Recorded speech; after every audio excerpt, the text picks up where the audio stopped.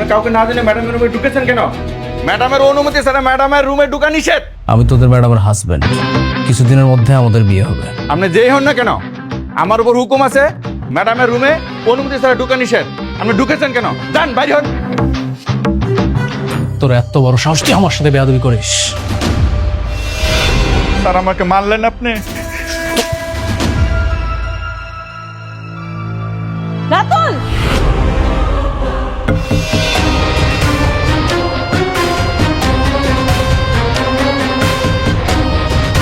আপনার এত বড় সাহস, আপনি ওনাকে থাপ্পড় মারলেন? আরে ও তো একটা বেয়াদব, ও আমার সাথে বেয়াদবি করছে, এই জন্য চর মারছে। বেয়াদব মানে? আপনি কি বেয়াদবি করছেন ওনার সাথে, আমি শুনি তো। ম্যাডাম, উনি অনুমতি ছাড়া আপনার রুমে ঢুকেছে, আবার বলে উনি আপনাকে বিয়ে করবে। উনি বলে আপনার হবু স্বামী। এই চুপ, আবার বেশি কথা বলিস। উনি যে অন্যায় করুক না কেন, উনি আমার স্টাফ।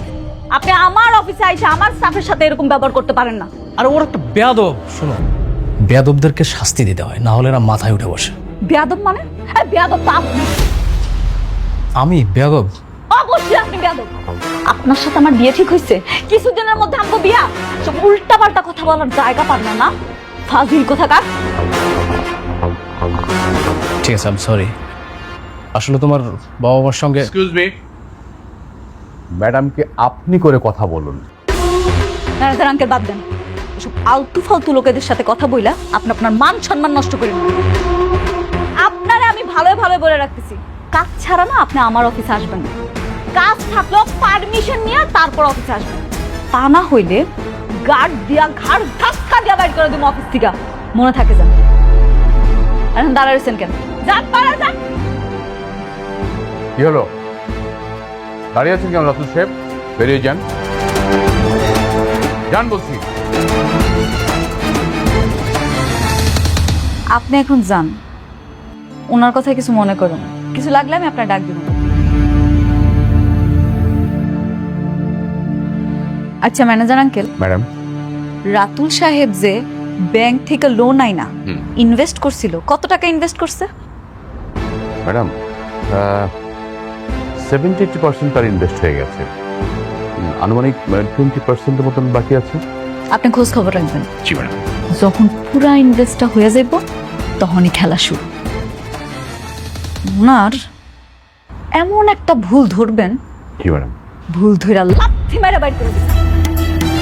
আমার জীবনটা তেজপাতা করে ফেলাইছে, ওরে আমি আর ছাড়ব না। তোরে তো আমি রাস্তার ফকির বানাইছাম, তোর কারণে আমার জীবনটা এলোমেলো হয়ে গেছে।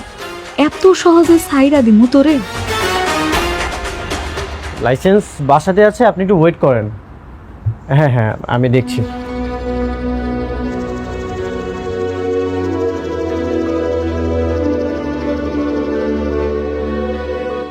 প্রয়োজনের সময় কিছুই পাওয়া যাবে না।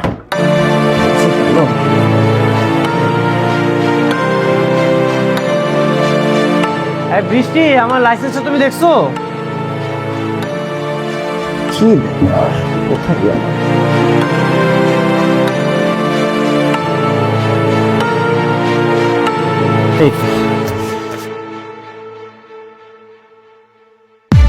প্রিয় বৃষ্টি, জানি না কিভাবে আমি আমার ভালোবাসার কথা তোমাকে জানাবো।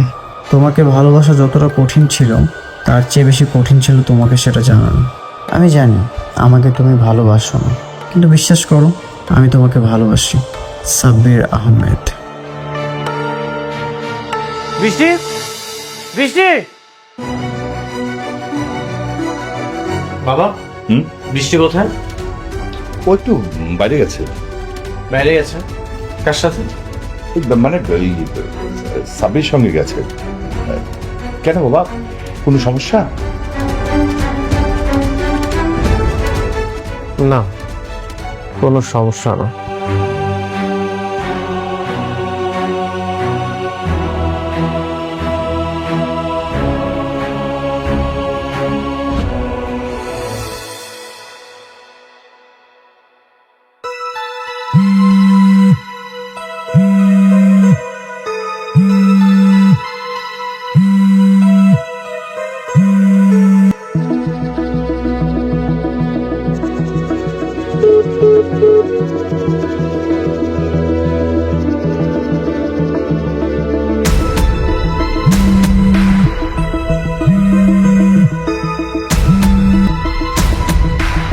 কে কল করেছে?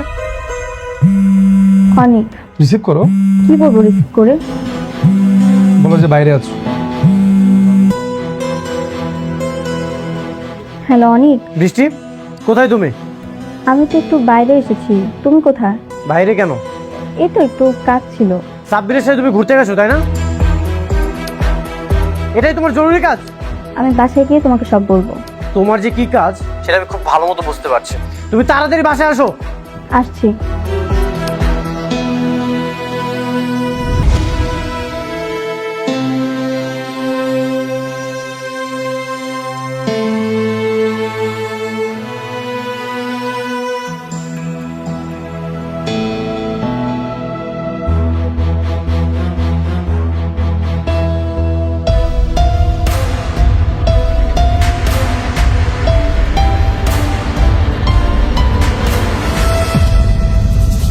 দেখুন, আপনার সব পরীক্ষা নিরীক্ষার রিপোর্ট আমি খুব ভালো করে দেখলাম।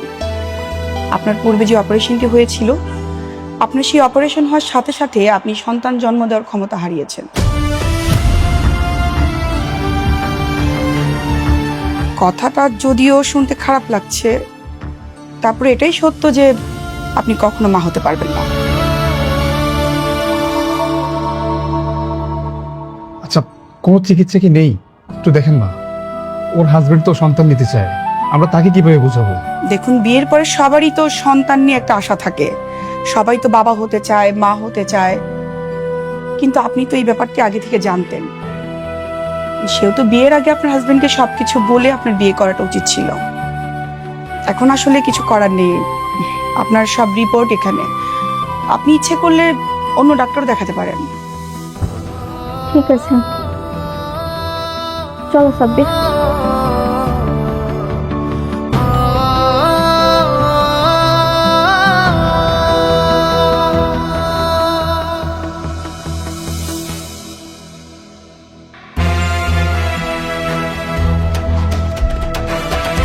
শালা ফকিন্নির বাচ্চা, বড় লোক হওয়ার পর ওর অহংকারে মাটিতে পা পড়ে না। আর একটা বার যদি আমি সুযোগ পাই, ওই ফকিন্নির বাচ্চারে একদম বরবাদ করে ফেলা।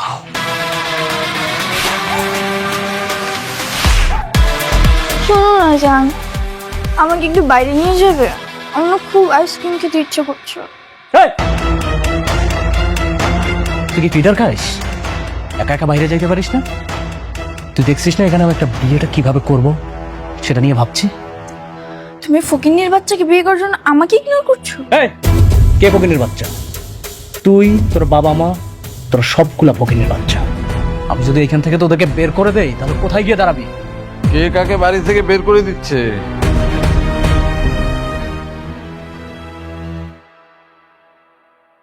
আপনার মেয়েকে বুঝান,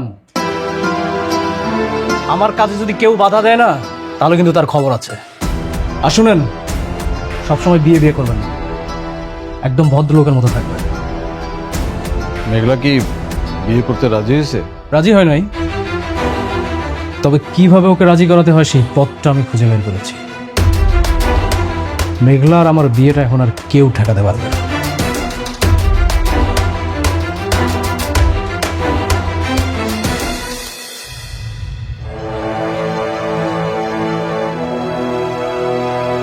কি হয়েছে? কিছু না, ভাবছি। কি ভাবছো? ভাবছি এতটুকু জীবনে কত কিছুই না ঘটে গেল। স্বপ্ন আর বাস্তবতার মাঝখানে দাঁড়িয়ে নিজের অনুভূতিগুলো দাফন করতে হয়। ভুল সময়ে ভুল মানুষের প্রতি মায়া জন্মালে সঠিক সময় তা তো মনে পড়বেই। বৃষ্টি, আমরা মানুষটা না বড় অদ্ভুত। যে যাকে চায় সে তাকে পায় না, আর যাকে চাই না তার সাথে সারাটা জীবন কাটিয়ে দিতে হয়। মানুষের জীবন বড়ই রহস্যময়। সাব্বির, এটা কিন্তু ঠিক না। তুমি কিন্তু বলেছিলে অতীতের কথা মনে করে বর্তমান সম্পর্ক নষ্ট করবে না। এসব পুরনো কথা বাদ দাও।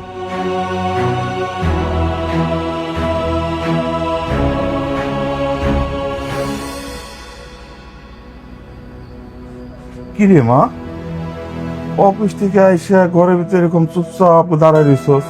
অফিসে কোনো ঝামেলা হয়েছে? না আব্বা, ভাল লাগতাছে না কিছু। নিজের পোড়া কপালটার কথা চিন্তা করতেছি। এইভাবে বলিস না মা, আল্লাহর উপর ভরসা রাখ, সব ঠিক হয়ে যাইব। ভরসা ভরসা নাই আম্মা। ছোটবেলা থেকে তোমাকে বাপ মা হিসেবে জানতাম, হঠাৎ করে জানলাম তোমরা নাকি আমার আসল বাপ মাই না। ঠিক আছে, মাইনা নিলাম। যার লগে আশা করে বিয়া দিছিলা, তার লগে সুখে সংসার করতেছিলাম, হঠাৎ করে হ্যাঁ বেমানি করে আরেকজনের বিয়া করে চলে গেছে, এটাও মাইনা নিলাম। আমার একটা সন্তান আইতাছে, এখন এই সন্তানের বাপ সন্তানের পরিচয় নিতে রাজি না। এত কিছুর পরে আমি কেমনে ঠিক থাকুম কর? আব্বা, আমি কি এতই খারাপ? আমার লগে কি এত কিছু হইতে হইলো?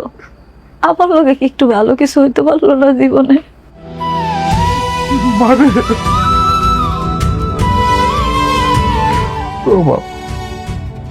একটু ধৈর্য ধর মা, সব কিছু আল্লাহ দেখে পরীক্ষা করে, বুঝলো? একটু ধৈর্য ধর, দেখবি সব ঠিক হয়ে যাবো। কত ধৈর্য তোর আব্বা, আল্লাহ আমার আর কত পরীক্ষা নেই। আমি যে আর পারতাছি না,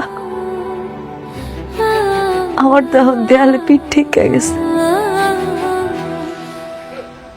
আব্বা, ও আব্বা, তোমরা দুইজনের আমি একটা কথা কইতে চাই। আজকে রাতুলে আইছিল আমার অফিসে, আমার অনেক আজে বাজে কথা কইছে। তোমরা এমন কইরো না, ওরে এত সাহস দিও না, ওরে আর এই বাড়িতে আইতে দিও না। আমি ওরে বিয়ে করতে চাই না। আমি একা আছি, ভালো আছি, আমি শান্তিতে আছি, আমি আর কোনো অশান্তি চাই না।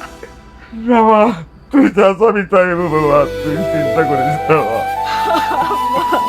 আব্বা,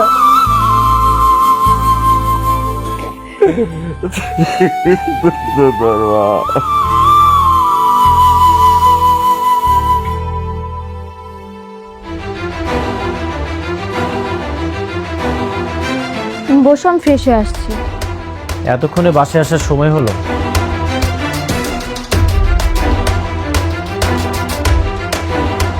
সারা রাত বাইরে থেকে আসলেই তো পারতে। কি বলছো এসব? আমার একটু কাজ ছিল তাই বাইরে গিয়েছিলাম। তুমি এভাবে কথা বলছো কেন? কাজ ছিল? কি এমন গুরুত্বপূর্ণ কাজ যেখানে তুমি আমাকে না নিয়ে গিয়ে সাব্বিরকে নিয়ে গেছো? অনেক, তুমি কিন্তু শুধু শুধু আমি আমার ওয়াইফের সাথে কথা বলছি, আমি তোমার কোনো কথাই শুনতে চাই না। দেখো অনিক, রাগ করাটা তোমার অধিকার, কিন্তু অসম্মান করাটা তোমার দিন দিন সহজ হয়ে দাঁড়িয়েছে। সন্দেহের দেওয়াল যখন উঁচু হয়ে যায় তখন সত্য কথাগুলো প্রতিধ্বনি হয়ে ফিরে আসে, কারো কান পর্যন্ত পৌঁছায় না। কি বোঝাতে চাচ্ছ তুমি? এই পৃথিবীতে যাকে আমি বিশ্বাস করেছি সেই আমার সাথে বিশ্বাসঘাতকতা করেছে। এই যে বিয়ের আগে তো আমি তোমাকে ভালোই বাসতাম, কিন্তু বিয়ের পরে আমি তোমাকে অনেক ভালোবেসেছি, আর এখন তুমি আমার ভালোবাসাটা নষ্ট করতেছো। অনেক, কি বলছো তুমি এসব?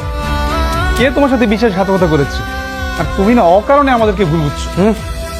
আমি তোমার সাথে এখানে কথা বলতে চাই না, তোমার সাথে আমি বাইরে যেয়ে কথা বলবো। বাইরে চলো। ওকে, চলো। কোথায় যাচ্ছ তোমরা? তুমি যখন বাইরে গিয়েছিলে তখন তো আমাকে বলে যাওনি, এখন কেন আমি তোমাকে কৈফিয়ত দিব?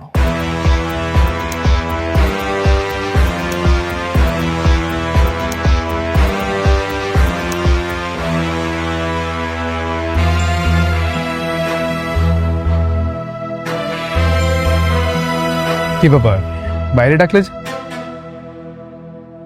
সবসময় আপন মানুষগুলো কেন বেইমানি করে?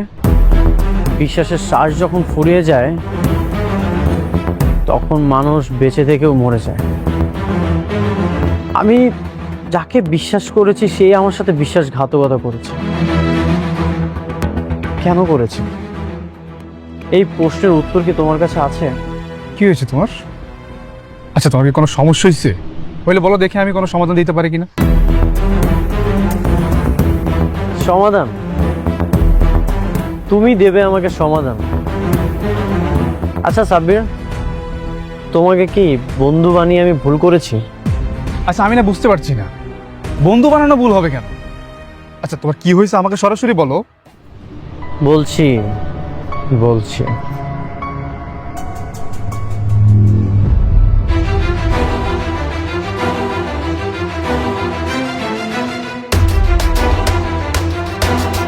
এটা পড়ো। চিঠি?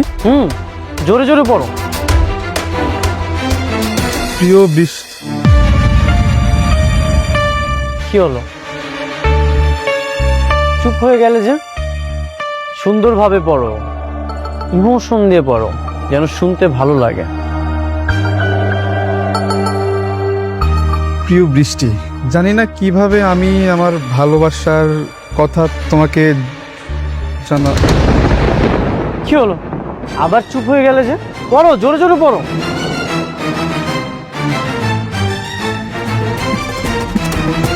এই চিঠি তুমি কোথায় পেলে? তুমি আমার ওয়াইফকে লাভ লেটার দিয়েছো? বন্ধু হয়ে বন্ধুর ওয়াইফকে প্রপোজাল দাও? এতটা বেইমান তুমি? অনেক, তুমি আমাকে শুধু শুধু ভুল বুঝছো। ভুল? আমি তোমাকে ভুল বুঝছি? সব প্রমাণ তো তোমার কাছেই। হ্যাঁ, তুমি ভুল, কারণ এই চিঠি আমি ওকে এখন দেইনি, তোমার বিয়ের আগে দিয়েছি। তখন বৃষ্টি অ্যাক্সিডেন্ট হয়নি, এটা তখনকার চিঠি। মানে তুমি বৃষ্টিকে আগে থেকেই চিনো? তখন আমি বৃষ্টিকে ভালোবেসে চিঠিটা দিয়েছিলাম, ভার্সিটিতে একসাথে পড়তাম। আই লাভ ইউ বৃষ্টি।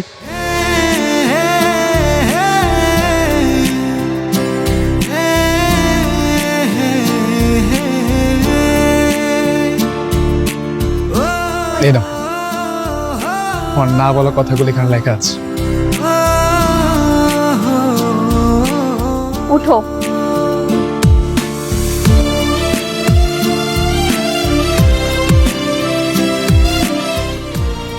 এসব কি সাব্বির? আমি তো তোমাকে আগেই বলেছি। বৃষ্টি, তুমি এভাবে আর আমাকে কত ফিরিয়ে দিবে বলো? দেখো সাব্বির, আমি তোমাকে মিথ্যে আশা দিয়ে ছোট করতে চাই না, কিন্তু তুমি আমাকে যে চোখে দেখো আমি তোমাকে সেই চোখে কোনোদিনই দেখতে পারবো না। কারণটা কি সে অনেক? যে মানুষটা তোমার দিকে একবার ফিরেও তাকায় না, তার জন্য কেন নিজের জীবনটা এভাবে আটকে রাখছো? ভালোবাসা কোনো হিসেব নিকেশ না। সে আমাকে ভালোবাসেনি, তাতে কি হয়েছে? আমি তো তাকে ভালোবাসি। সে হয়তো কোনোদিন বুঝবেই না তার প্রতি আমার ভালোবাসা, তাতেও কোনো সমস্যা নেই। তবুও তার প্রতি যে আমার ভালো লাগা, এটা আমি অন্য কাউকে দিয়ে পূরণ করতে পারবো না। অনেক শুধু আমার কাছে একটা নাম নয়, একটা বিশ্বাস। অদ্ভুত না, তুমি অনেকের অবহেলা নিয়ে সুখী, আর আমি তোমার প্রত্যাখ্যানটা নিয়েও আগলে রাখতে চাই। জানো বৃষ্টি, ভালোবাসা সবার জীবনে পূর্ণতা নিয়ে আসে না, কেউ পায়, কেউ হারায়, আর কেউ বা আমার মতো দূর থেকেই সারা জীবন কাটিয়ে দেয়। তুমি আমাকে ভুল বোঝো না, তোমার এই পবিত্র ভালোবাসাটা আমার জন্য বরাদ্দ ছিল না, এটাই আমার আক্ষেপ। বৃষ্টি, তোমার অনেককে তুমি যেভাবে আজীবন ভালোবেসে যাবে, আমার হৃদয়ের গভীরেও তুমি সেভাবেই থেকে যাও। তোমার কোনো দায়বদ্ধতা নেই আমার প্রতি। আমার এই নিঃস্বার্থ ভালোবাসা তোমার ভালো থাকায় কখনো বাধা হয়ে দাঁড়াবে না।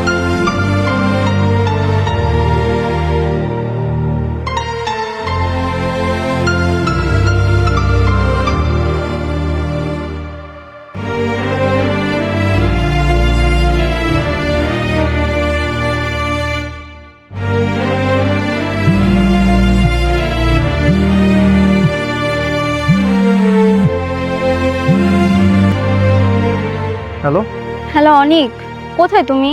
তোমার না আজকে আমার সাথে দেখা করার কথা? তুমি তো বলেছিলে সুযোগ পেলে আসবে। সুযোগ তো হয়নি, সেই জন্যই আমি তোমাকে জানাইনি। বৃষ্টি, right now I am so busy. তুমি কেন আমার দিকটা বুঝতে পারছো না? আমি তো তোমাকে ভালোবাসি। তোমার সঙ্গে কথা না বলে আমার ভালো লাগে না। না, আমি বুঝতে চাই না। তুমি যে আমাকে ভালোবাসো সেটা আমি কখনোই বুঝতে চাই না। আমি আমার ক্যারিয়ার নিয়ে বিজি। আমি আমার ক্যারিয়ার করতে চাই, আমি অনেক বড় হতে চাই। আমি এতিম একটা ছেলে, আমি আমার লাইফে অনেক ভালো কিছু করতে চাই। তুমি এটা বোঝার চেষ্টা করো না কেন? তাতে কি হয়েছে? তুমি কি তোমার এই সংগ্রামী জীবনের সঙ্গে আমাকে করতে পারো না? আমি তোমাকে কতবার বলবো আমি তোমার মুখে ভালোবাসার কথা শুনতে চাই না। দেখো, তুমি বড়লোক বাবার একমাত্র মেয়ে, আর আমি এতিম একটা ছেলে। আমি কোনোভাবেই চাই না আমি আমার লক্ষ্য থেকে এক পা পিছনে চলে যাই। আমি আমার লক্ষ্যে পৌঁছাতে চাই। আমি যদি তোমাকে এখন বিয়ে করি তাহলে আমি আমার লক্ষ্য থেকে ছিটকে যাব। আর আমি খুব ভালো মতোই জানি তুমি বড়লোক বাবার একমাত্র মেয়ে। আমি যদি তোমাকে বিয়ে করি তাহলে তোমার বাবা এগুলো নিয়ে অহংকার করতে পারে, একটা ঝামেলা হতে পারে। ঠিক আছে, আমি আর কখনো বিরক্ত করব না তোমাকে।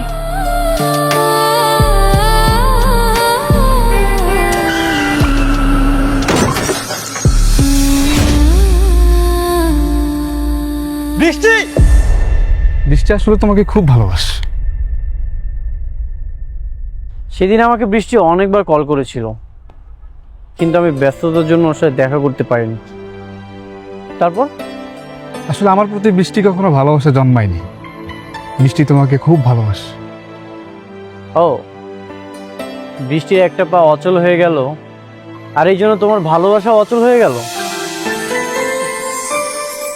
আমি চেয়েছিলাম বৃষ্টিকে ভালোবেসে সারা জীবন আগলে রাখতে, কিন্তু বৃষ্টি চায়নি।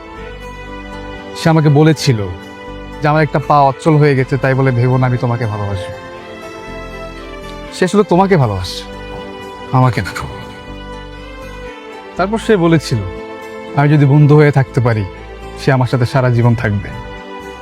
তাই আর কি, বন্ধু হয়ে তার বাবার অফিসে চাকরি করছি। সে আসলে আমাকে না, তোমাকে ভালোবাসে। বৃষ্টি যদি আমাকেই ভালোবাসতো তাহলে তোমরা আজকে কোথায় গিয়েছিলে? কোথায় গিয়েছিলে তোমরা? আমরা তো ডাক্তারের কাছে গিয়েছিলাম। তুমি তো বাবা হতে চাও, তাই সে আমাকে নিয়ে ডাক্তারের কাছে গিয়েছে পরামর্শ নিতে সে আসলে এ সময় মা হতে পারবে কিনা।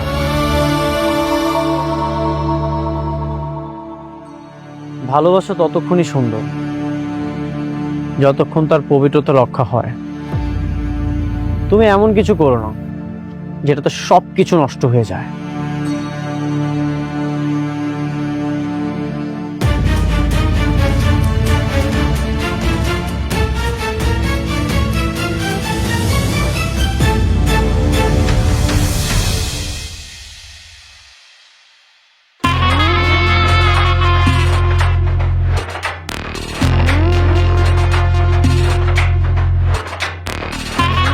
কি ব্যাপার আপনি? আপনারা না আমি কইছি আপনার কাজ না থাকলে আমার অফিসে আইবেন না। আপনি তো আইসেন লগে করে আবার হ্যাগল হয়েছে।